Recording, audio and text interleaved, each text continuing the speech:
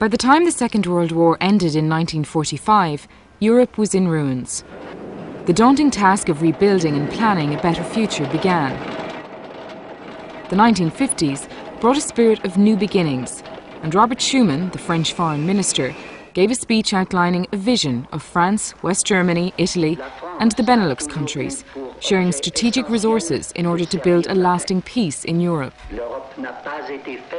1 year later, at the Treaty of Paris, the European Coal and Steel Community was founded, a common steel and coal market with freely set market prices and without import or export duties. The first manifestation of the European Community was born. The need for an external representation for the newly formed European Community was apparent right from the start. When Jean Monnet set up a transatlantic office in 1954, the first foundation stone of the external relations of the European Community was laid. Europe's first steps to be present in the wider world coincided with the dismantling of European empires, beginning in 1957 with the independence of Ghana. The Treaty of Rome that year recognised the relationship of the founding 6 members to their overseas territories, mainly in Africa. A 5-year development fund was set up. This fund was used for capital aid programmes to develop infrastructure like roads, hospitals and schools. Contract teams administering the funds were typically drawn from European engineering consultancies resident in the countries. But the old colonial empires were changing, both for the European colonial powers and the newly independent nations. The Commission's contract teams soon found themselves dealing with new issues, especially in Africa, where newly independent countries sought to establish diplomatic relations with Europe. During the 1960s, a new relationship was formalised under the Yaoundé Conventions, and a post-colonial development agreement was established, the European Development Fund.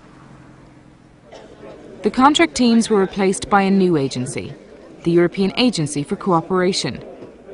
From 1965 onwards, 21 offices were established in the associated countries.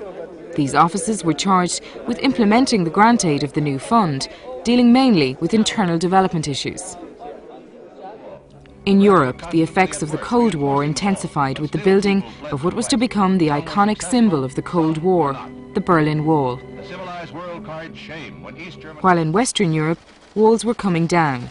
In 1968, the customs union was completed and goods now passed freely and unchecked across the borders of the member states. In the mid-1970s, the first Lomé Convention was signed between Europe and 46 founding African, Caribbean and Pacific states. Lomé was a modern international partnership convention, replacing the old post-colonial model.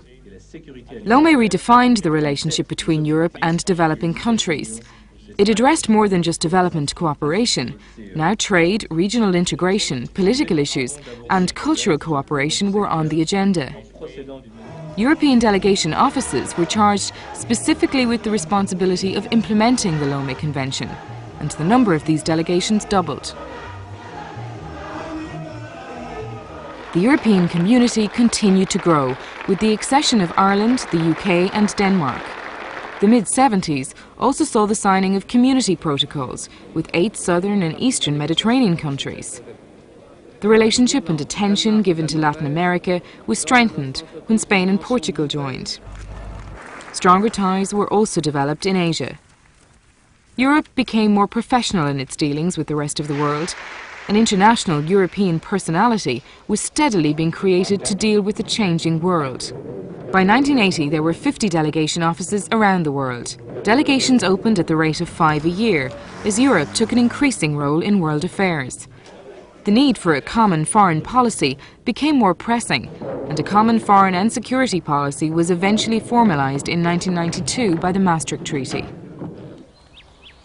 The end of the Cold War forced further changes to foreign policy. In light of the problems faced by Europe in reacting to the conflicts that erupted after the fall of the Berlin Wall in 1989, particularly in the former Yugoslavia, the EU created a European security and defence policy. A rethink of the external service led to a major overhaul in 1998 when the Amsterdam Treaty established the position of High Representative. We have to move towards a more active and less declaratory foreign policy. Our words have to be matched by deeds. Europe began to intensify its efforts to play an international political and security role, more in line with its economic status. Military or police forces were now sent to areas of crisis to carry out humanitarian operations, peacekeeping, crisis management, and even peacemaking. Military action could also be carried out by an EU rapid reaction force. The fall of the communist regimes also demanded a response, and the EU set up programs to help the transition to democratic, market-orientated economies. The implementation of these programs coincided with the establishment of new delegation offices across Central and Eastern Europe. Europe also looked to its southern and Middle Eastern neighbours. In 1995, the 15 member states of the EU came together with 12 governments from the region. The Euro-Mediterranean Partnership promoted democracy, human rights and cooperation among the partners. Now in 2007, the EU has expanded to 27 member states, effectively pushing the European border further east to a new set of neighbours. The European Neighbourhood Policy emerged to help the EU's neighbours benefit from the possibilities offered by an enlarged EU and to support their own reforms. Today, the EU is the world's largest donor of development assistance, accounting for more than half of the world's official aid. The External Service has 130 delegations and 5,000 members of staff, presenting, explaining and implementing the EU's external policy. Today, Europe has a global reach, facilitating trade and development, supporting human rights and free elections in order to promote democratic values. We have to work with all our partners in order to make issues go forward and thus bring the international community together. And the more we can do, the more effective we will be. This is what we call effective multilateralism. For 50 years, the European dream has ensured peace on the continent.